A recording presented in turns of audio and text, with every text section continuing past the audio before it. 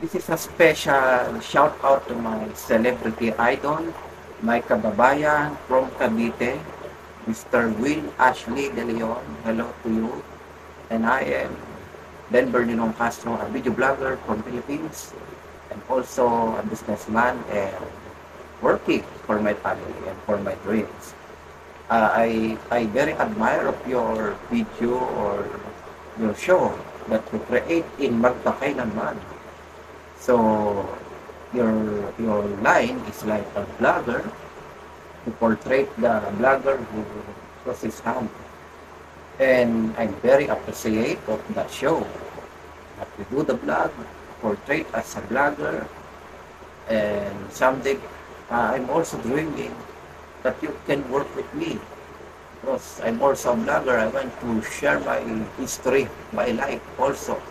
And you're also the one that I wish to be portrayed as Denver Nino Castro.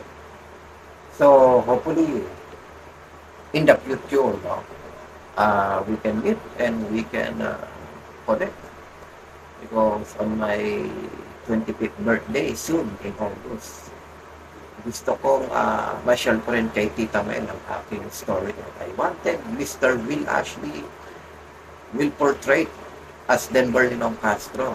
Diba? Medyo hawig ko naman ng konti. Diba? Okay.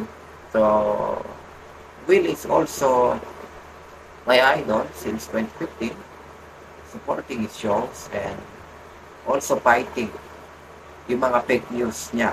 So, nilalabanan ko yan. I state, it's fake news. Kung yung paniwala niya. We believe in the good trade. We believe in the good work of Will Ashley, not the fake news. Because we know being a celebrity is very challenging. And for this, he wanted to create good works to serve his family.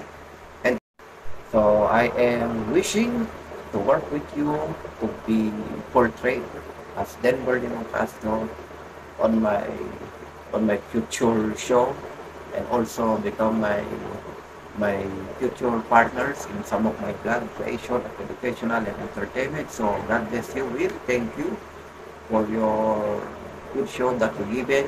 You do the action, you do the comedy. Oh, halo-halo. Talagang we see that you're improving. Thank you. And someday, makasama kita and to be portrayed as you. Diba? Thank you. And this is your Denver Ninong Castro from Ninong TV, video blogger of the Philippines.